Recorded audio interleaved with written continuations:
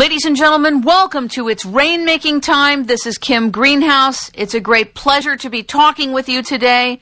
I've often wondered how come it is that so many of us have difficulty sleeping. Some say it's hormonal.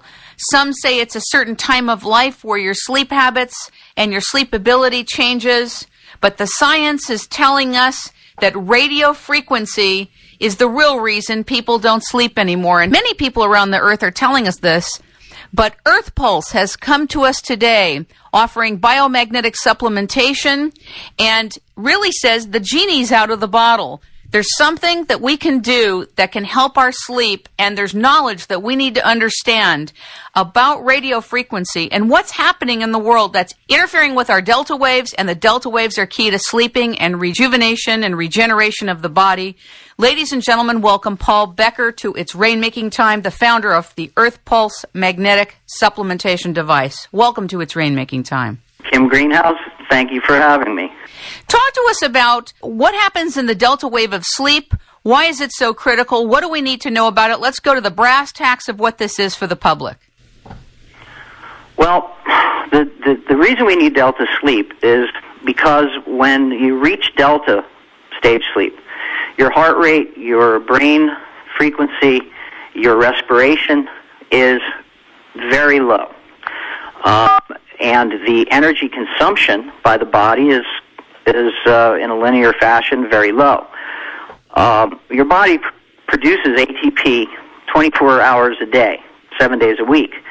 And when we're in delta stage sleep, the energy being created while we're sleeping, besides that's needed to sustain the body in that state, is put to use toward hormone production, memory consolidation, and daily wear and tear repair.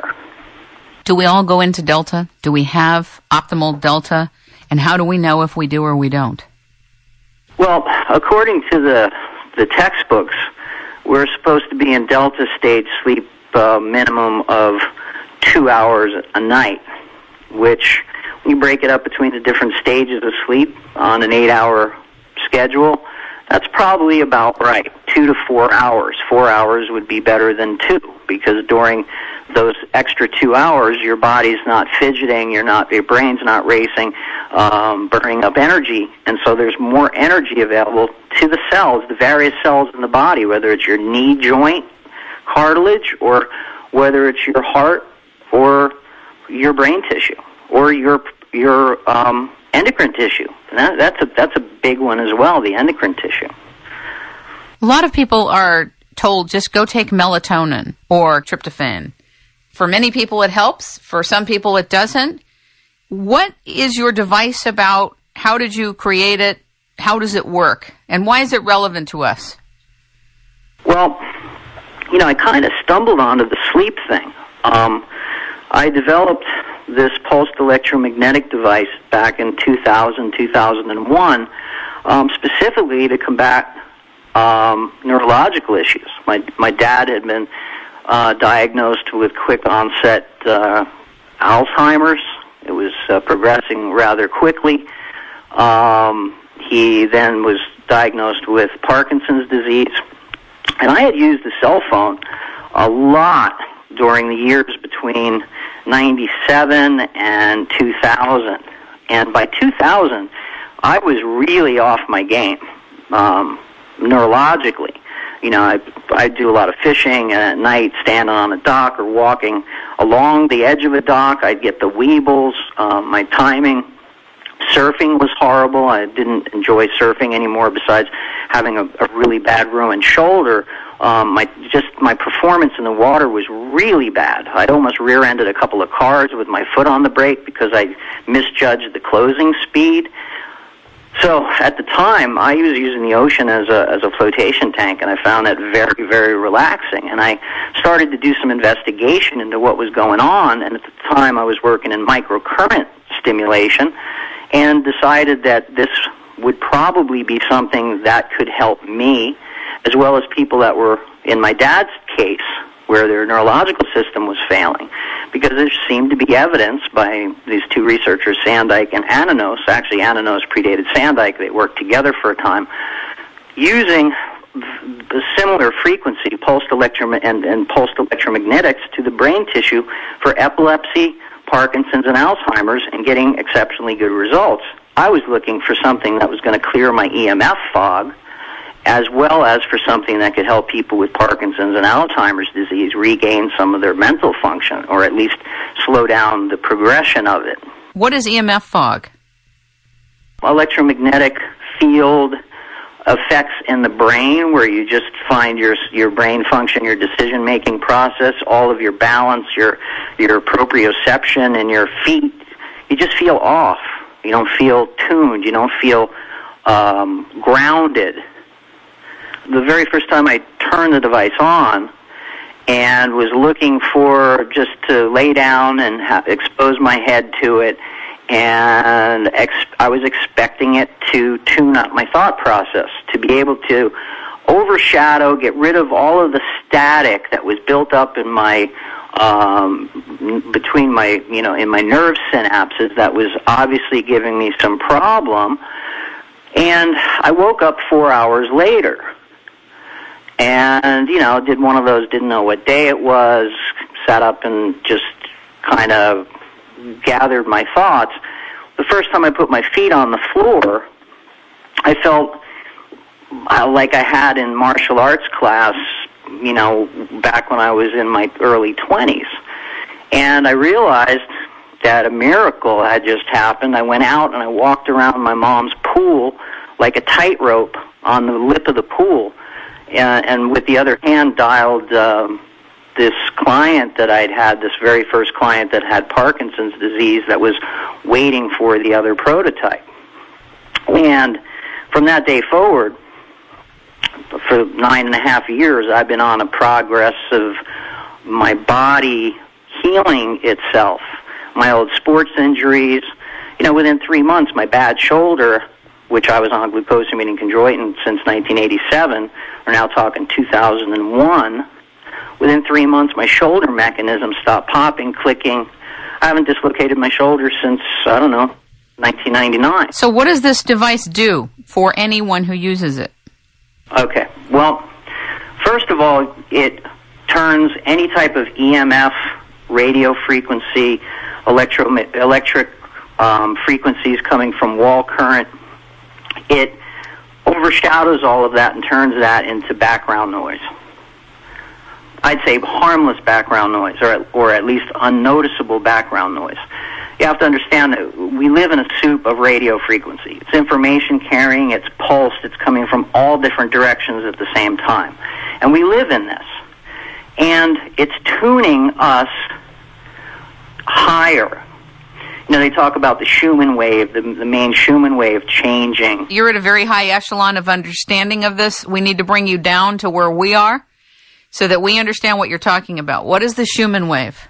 There are electromagnetic fields that we have evolved in for eons that are standing resonations within the cavity between the ground and the upper ionosphere.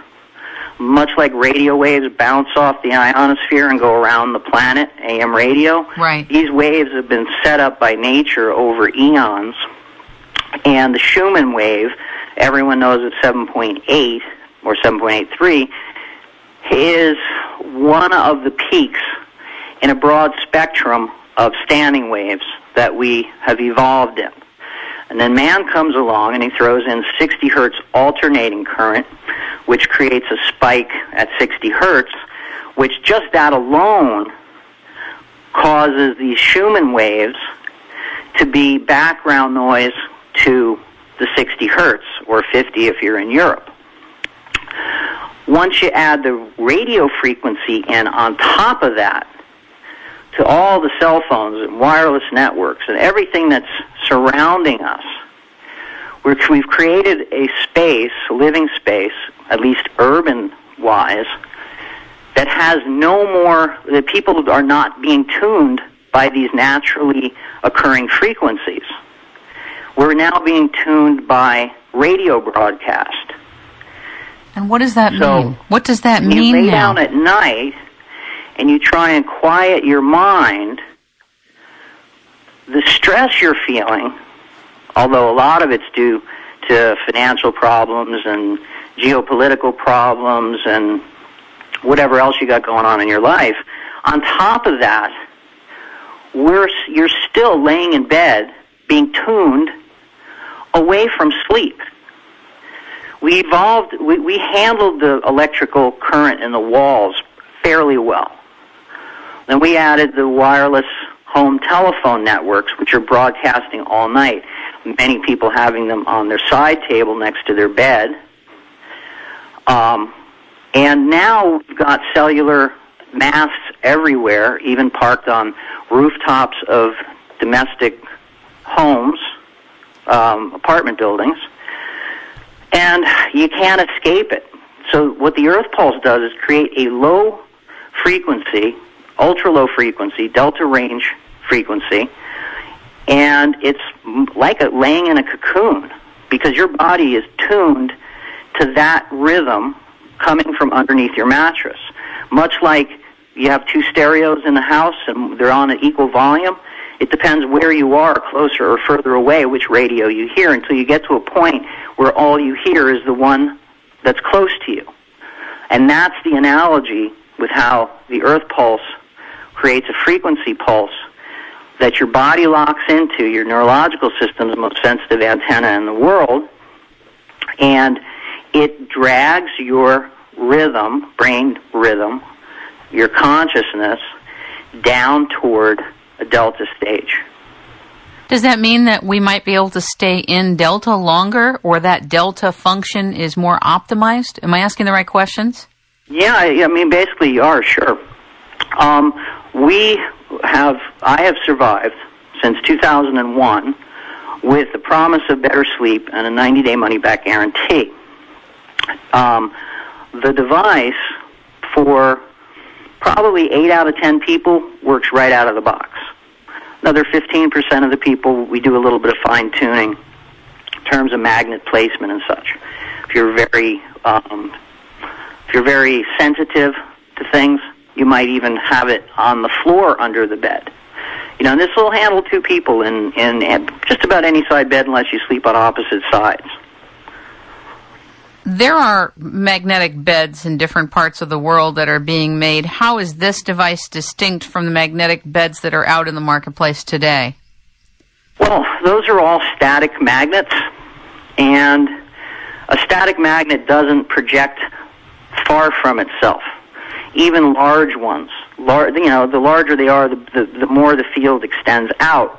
But you get to you get into a situation where you're dealing with unruly sized magnets, and to get a field that you actually can lay in, not on. Because say the Japanese style with all the small little 1,000 Gauss magnets spread on it, when you lay on that, the penetration is only an inch at best. You can test it with a cheap compass. You take one of those small magnets and you hold it, you move the compass toward it. It doesn't affect the compass until you get very close to it. It won't pull the needle off of true north. Where with my device, you can be 3 feet away 18 inches away from it, and you can start seeing the flutter, the frequency that the output is, the little red light blinking. You can see the compass needle start to react to it. So what's happening is when you pulse a magnetic wave, if it's a pure pulse, not a sine wave, when you pulse it, it extends into infinity. Of course, you can't measure it way out there, but it does. It creates like a pressure wave, but it's a magnetic pulse. And it just so happens that the body's power generation system, the mitochondria, seem to react very well to the frequencies that make us sleep. So when you're laying on a magnetic pad type of thing, static, you've got a field effect where you're laying on top of this North Pole field, and then you're relying on a chain reaction within the cells from cell to cell to cell to cell to react. when you lay on my device and turn it on, it's going through your mattress, through your body, and out the other side. Would I feel it? No. Okay. But you do get sensations. Sensation of it's actually been termed the sighing response by Reuven Sandike, that developed the Parkinson's aspect of pulse magnetic fields. And where you just take a deep breath and you it's called sighing response. It's like he noticed when he turned the machine on that his patients would sigh, at least 80% of them. So you get sensations like that. Or for me, when I first started using the device, I would feel my stomach gurgle. I almost felt like my intestines were reshaping themselves. Do you plug it into the wall, or it's just a standalone thing you put under your bed? Does it plug into anything? It plugs in the wall with a little cell phone-looking charger thing, and it's DC from the wall outlet on, so it doesn't add any other electric fields to your room. The controller sits on your side table, and the magnet goes underneath your mattress, whatever your mattress is made of. And you can fit it in a sleep number bed. It's a little bit more of a hassle than any other type of mattress, but it'll work with anything, and particularly well with water beds, something to do with the water. I noticed that Robert O. Becker, MD, really enjoyed your device. I wish he was with us to be on this call today. He was the author of The Body Electric, the groundbreaking book about how the body is, in fact, an electrical apparatus. We're one giant battery, basically, self-regenerating. Bob and I, we had 3 meetings in the time that I was getting to know him. He was a thoroughly enjoyable old man. Very, very disappointed that the world didn't pick up with his research. Although a lot of doctors and holistic healthcare practitioners, dentists, really did read his book, and I think that book was the groundbreaking book for alternative medicine or vibrational medicine, really, in the world. Yeah, the other book he did, I believe it predated that, was called Electromagnetism in Life, and that was written with Andrew Marino, one of Becker's students. And that, I believe I've got that linked on off of my research page. The entire book. It takes a little while to load, but you can read it in a PDF file off of the research section. Ladies and gentlemen, we are talking with Paul Becker, the founder of Earthpulse. He has created a biomagnetic device to help us sleep better. It's called the Sleep on Command Pulsed Electromagnetic Sleeping Machine. And I was wondering if you could share with the audiences different scenarios where people have used this machine. Like, do you have any athletes you can talk about, or anybody who had insomnia? You may not be able to use their names, but at least you can share with us some different scenarios. Well, sure. I mean, I've got some world record athletes. I've got some UFC fighters, one belt holder. The range goes from chess players to golfers and power lifters. The device, because of its effect on the energetic quality of the cell and the recovery, short term as well as long term. We see strength effects that really, truly rival steroids. One power lifter who went from training with 350, and this is a guy that set up his personal record at 600 pounds in the bench press, but he used to train with 350 hanging from anchor chain from the ceiling. So as he extended the bar out, it added weight to the bar. So he went from training at 350 to 60 days later training at 450 for the same amount of reps.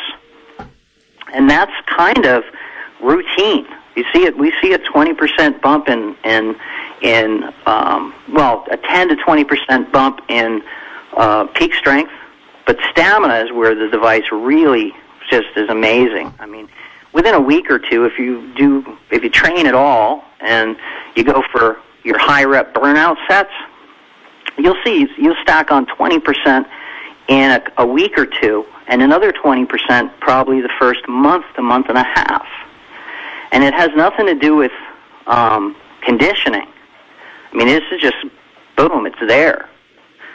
Of course, then from that point forward, conditioning has some effect, but still, I mean, the hugest increases in strength and stamina outside of banned substances, for sure.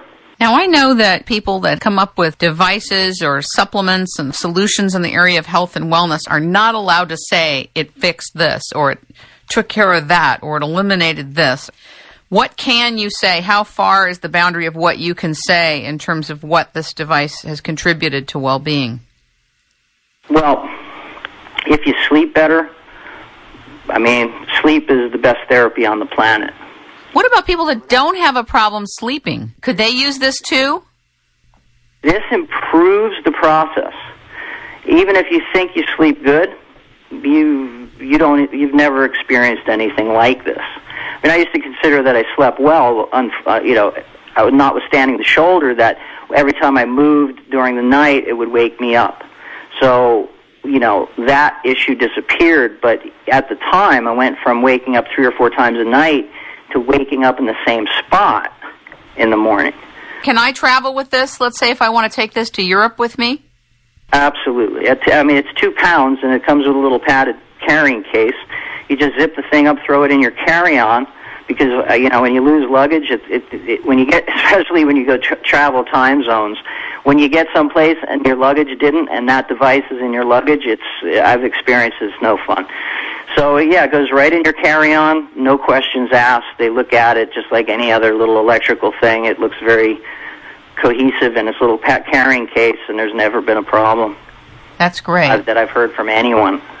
And I travel a lot, I would know. It's 110, 220 also, by the way, so you don't have to monkey around with adapters and such, just the pin adapter, and we ship it with a pin adapter for your country or whatever country you request. If you're a U.S. customer and you go to South America and that takes a particular type of cord, that's what we'll ship you. That's great. Talk about a very complex subject that I think is important, and we'll probably end up doing a whole show on this with a few guests on. What is entrainment, and why is entrainment relevant to everything electromagnetic and what you're making available? Well, see, the basics of entrainment is how the device traps and gets your brain signal to start to pace the device. It's a well-established process. It's the same reason that radio frequencies tune you up. You got to keep in mind that a lot of radio frequency is pulsed, and they pulse them at frequencies that are biologically active. Some of them are 8, some of them are 10, some of them are 20. But you've got them coming from all different directions at approximately the same field strength. So you're getting pulsed with 10 plus 10 times 10 different sending masts in a particular vicinity overlaying each other. So you've got this very high rhythm going on, and your neurological system is going to try and pace those signals. So when you look around yourself sitting in traffic at all the people that are all tensed and freaked out of their mind, it's because we're being unknowingly tuned to very high states of anxiety, so that even if you're a healthy person, these days, in the last decade and a half to 2 decades, we've become much higher anxiety, to tune a Mel Brooks phrase. It can be mechanical, like 2 metronomes, old-style metronomes, swinging out of sync. The story goes over days or hours. They will align and start swinging in rhythm. Or 2 clock pendulums out of sync, that eventually they will start swinging in rhythm. So our neurological system has what's called, and this was termed by Anthony Marino, and I believe Dr. Becker, but certainly I believe it was Andrew Marino, for sure, in this one study, the frequency following response of the neurological system. What you feed into it, it will try and pace. Wow. Okay, talk to us about NASA's research. And how NASA's research either complements or integrates with what you're doing. Well, if we're going to talk about NASA, we need to talk about David Hood and James Tong that have done research. James Hood goes back almost 2 decades. He's a specialist in the mitochondria. And for whatever reason, David Hood's been using 10 hertz in a lot of his studies. He's basically stumbled onto some of the interesting qualities there. And when I was working in electric stim and microcurrent stim, I saw this trend at 10 hertz, where 10 hertz studies worked better than others. So along comes NASA in 2003, and they start testing, NASA Goodwin, I forget Goodwin's first name, but he did this study with using 10 hertz on neurological tissue in a 2-dimensional and 3-dimensional form. And what they found was that 10 hertz created 4 times the tissue regeneration than baseline. And I've been trying to get this. I've got this black hole. There was this other component to that study. I'm relatively certain it was in the NASA study where they tested 5 hertz, 10 hertz, and 15. If it wasn't that study, it was another one, and I've been looking for it for a couple of years, and I cannot find it. But what they showed was at 10 hertz, you had 4 times tissue regeneration. At 5 hertz, you had double.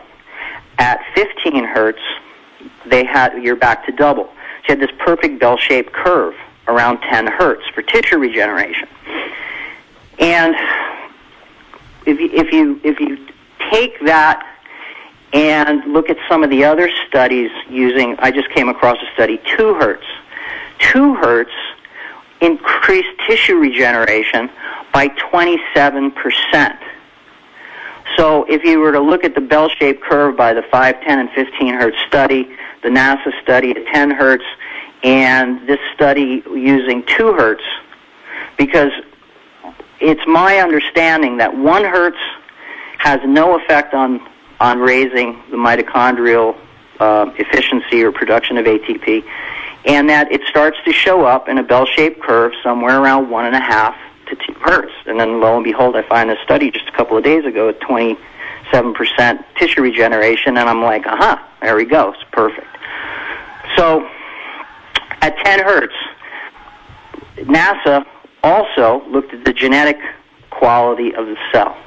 And what they found was that in samples where the neurological tissue was mature, where the genetic signature was mature, and there was like 120 genes plus that deal with the maturity genes, those genes were switched off, and 120 genes plus that tell the cell it's developmental were switched on. But they never really got into why that was happening. Then 4 years later, 2007, James Tong publishes a study where he exposes cells to 0.5 hertz. And he's measuring the mitochondrial density, and he's measuring the total energy at the nerve synapse junctions. And this study, at 10, as soon as he switches from, 0.5 hertz, he switches it on, the production goes down about 20%. Once he switched on 10 hertz, within a minute, you see the energy level come back to baseline. By 2 and 3 and 4 minutes into the exercise, it went up double in terms of density of mitochondria at the synapse and tripled the energy at the synapse. So synergistic effect going on there. You get twice as many mitochondria at the nerve synapse junction, and you've got 3 times the energy at the synapse junction. So if you take all of that research together, and you look at why the cell genetic material was changing from maturation to developmental, the thing that seems to make the most sense is that the energy output and or the toxicity of the cell is changed to such a great extent that the cell is literally tricked into thinking it's a young developmental cell again, due to the energy output and what's available there, which detoxification takes some energy. That's fascinating. You know, the longevity implications are staggering. Because if you can take an old cell and turn it young again, from a genetic standpoint, you know, how long is that sustainable? You know, I know at 52, I feel so much better than I did even at 25 in terms of aches and pains and energy level, and being able to cope with, you know, my helter-skelter schedule. Isn't the fact that we live in a world of frequencies, and whether we realize it, it's irrelevant, because it doesn't change the fact that we are living in and breathing in and transacting in and resting in frequencies. It's something we have to now deal with now that we know that that's a fact. Oh, if you don't protect yourself, I mean, you got look at cancer rates. Yeah, cancer, you know, is caused by a lot of food additives and, you know, bad stuff in the water and air pollution and smoking and every other thing. But I mean, when I grew up in New Jersey in the 70s, I mean, New Jersey was a pretty dirty place. But the cancer rate in New Jersey at the time was like 1 in 20 people. In the 70s, back in the 60s, when my dad got cancer, it was like 1 in 100 or 2 in 100. And now the cancer rate in the United States is 1 in 3 men and 1 in 4 women. It can't all be due to the food. It can't all be due to slapping sunscreen on every summer. You know, we are, and there are plenty of studies out there. In fact, in the sleep report that you can download off my website, I've got some studies in there that show radio frequency causes chromosomal aberration, changes, DNA breaks, all of these things, black and white. And yet they still will tell you that it's safe to hold a cell phone to your head, that it's not going to cause cancer. There's a lot of people who insist on sleeping with a cell phone in their room or a cell phone right by their sleeping area. What do you think about that? I think it's horrible personal hygiene. You know, having it on the nightstand near your head, not a good idea. Earthpulse under your bed, on your nightstand near your head, not so bad of an idea. Without an Earthpulse, be a lot better on the chest, on the opposite side of the room. You know, if you have your wireless network in your bedroom, you should unplug it at night. In fact, as a courtesy to your upstairs and downstairs neighbors in an apartment, you should unplug the thing. That's a very, very good idea. For people who live in apartments, listen to that. I don't know that you'll have cooperative neighbors, but maybe you will. Well, I mean, you know, sometimes you move into a place. I just got into this flat here in Europe, and I know I can't sleep in the bedroom. Even with my Earthpulse, I just cannot sleep in that bedroom. So I don't know what's on the other wall, on the other side of the wall, in the bedroom. But, you know, I feel when I lay in that bed that there's a wireless network right up against the other side of the wall. What is a ley line? No, you're outside of my sphere of knowledge now. It has to do with, you know, dowsing and things of that nature, but that's a little bit outside. But doesn't it also have to do with outside frequencies, electromagnetic interference, or some type of electrical interference? You know, I just read a study about dirty electricity, and that's what I'm talking about. You know, seemed pretty well put together. Dirty electricity actually disrupts the glucose. The glucose metabolism, and actually can give you diabetes. I haven't gotten it linked yet, but it's kind of remarkable. See, just dirty wall current is enough to disrupt the the sugar metabolism of particular people. So, as far as having a house over water lines or some magnetic vortex or something, I mean, there's so many possibilities. I realize that Dr. Bob Del Monte is... Del Monte, yeah. Yeah, Dr. Bob Del Monte is on your board of directors. He's the senior editor of Muscle and Fitness magazine, and he's recently joined Earthpulse, I guess, advisory board. I was wondering if you could share a little bit about him. I guess he is claiming that he's able to have a 40%, is it 40% or 20% increase in strength? Yeah, that little clip in the website, I believe he was up like 15 or 20%. You got to understand that Del Monte's 91 years old or just turned 90.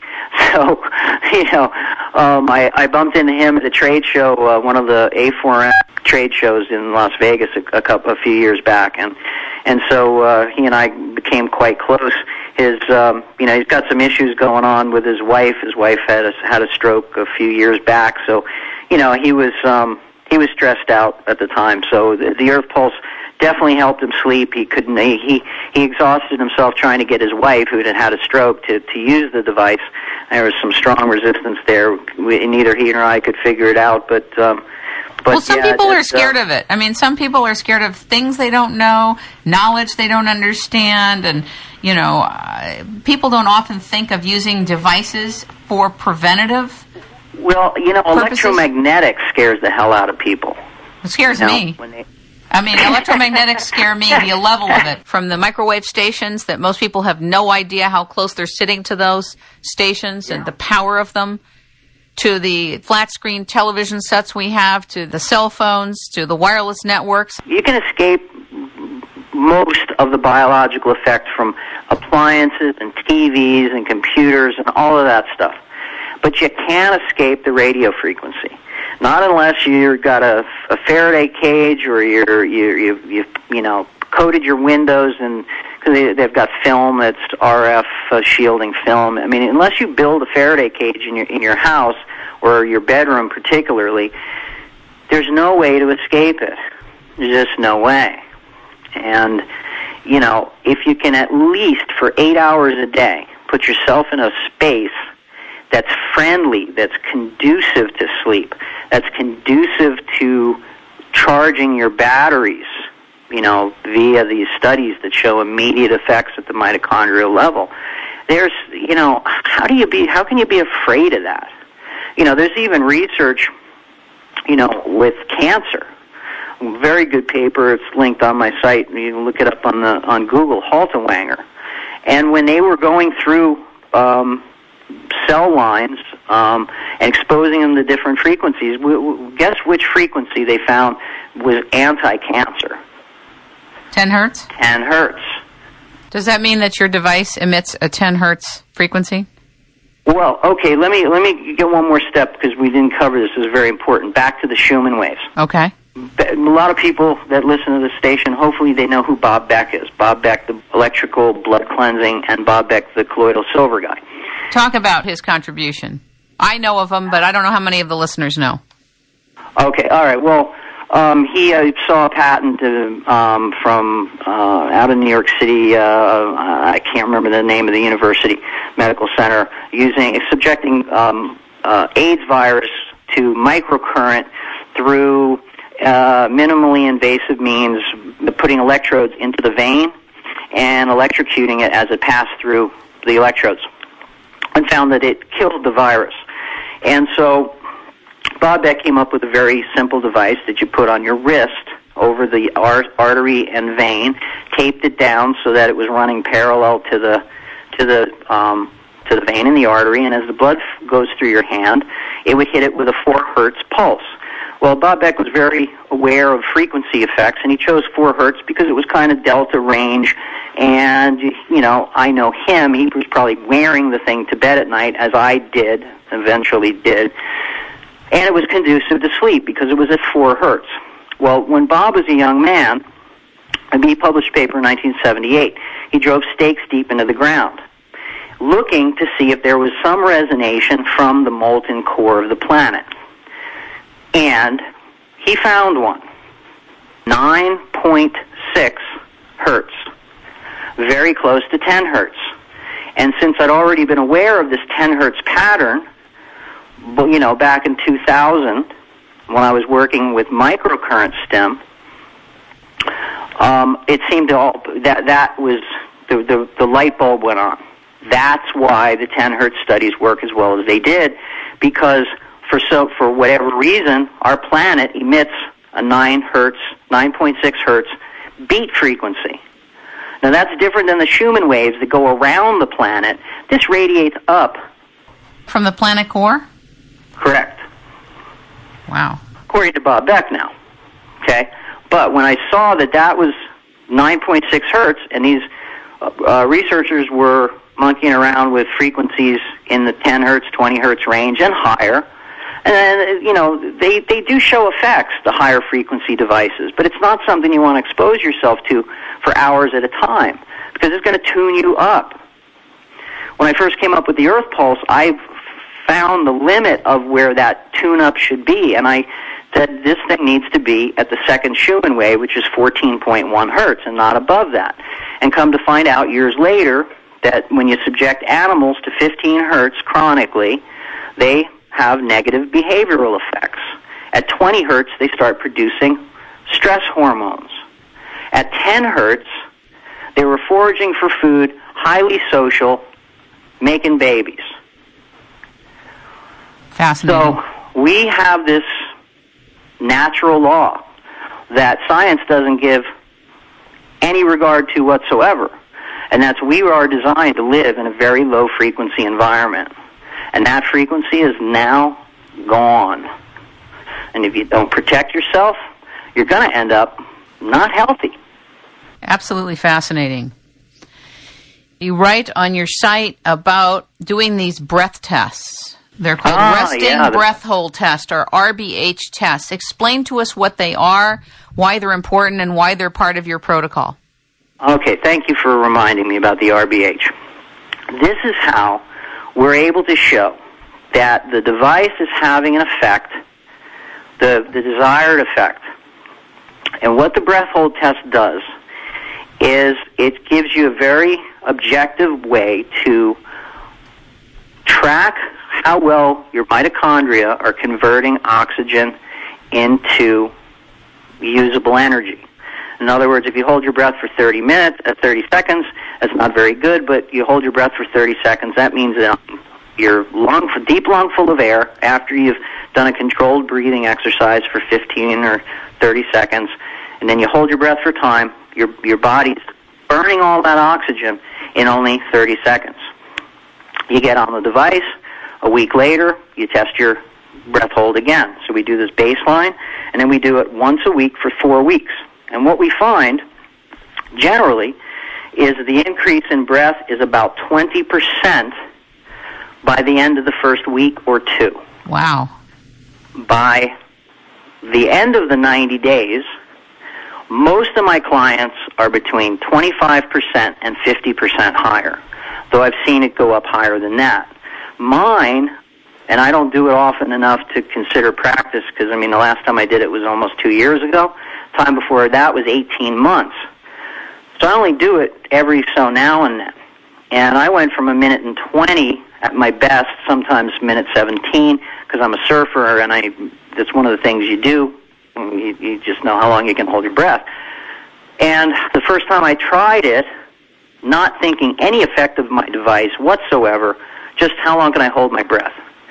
And I held my breath for 2 minutes. Wow. I just sat, and I was sitting in the car waiting for somebody to come out, and I'm just sitting there killing time. I'm scratching my head going, 2 minutes? That's insane. So I let it go. About 8 months later, I did it again. I'm at 2 minutes and 15 seconds. And it's continued to rise, and like I say, I only do it a year or 18 months in between. The last time I did it was 2 minutes and 32 seconds. What does that mean biologically in terms of a translation of our well-being? Oh, okay, I'm sorry. What's happening is your mitochondria, which is what burns the oxygen, this has nothing to do with the transport of the oxygen. is that the mitochondria are creating enough energy to support the body for that much longer of a period of time. So that if your breath hold goes up 20% and you didn't pass out, that means your breath was used 20% more efficiently to sustain yourself sitting in approximately the same position as the last time you did it, and under approximately the same conditions, where you deep breathe for about 15 seconds to a minute or whatever you choose to do as your routine. So what I tell clients is it's going to continue to rise for, it could be a decade. And I don't know exactly why that is.